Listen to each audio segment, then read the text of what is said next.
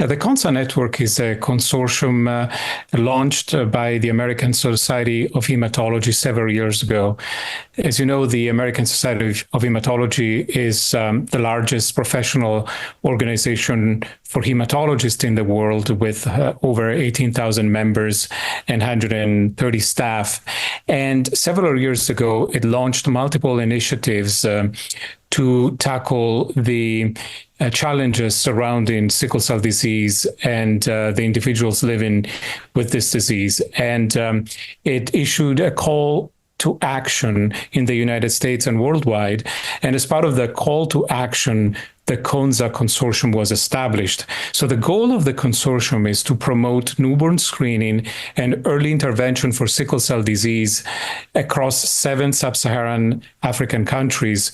And so the goal is to advance newborn screening in selected sites across the region.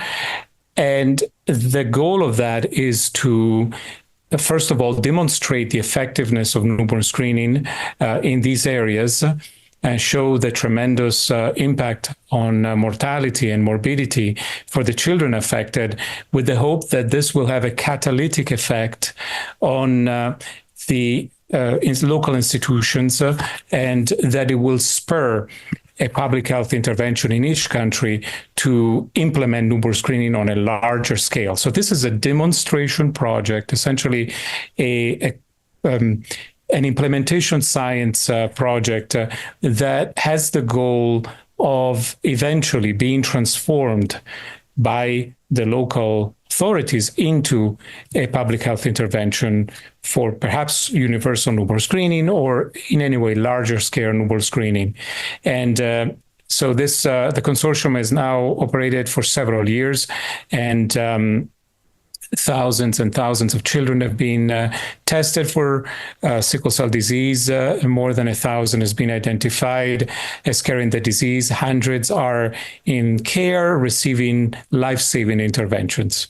And I should also mention that ASH has partnered with multiple pharma and industry partners to advance its goals. And so we are very proud of having been able to establish these collaborations. And we now have the buy-in of multiple governments.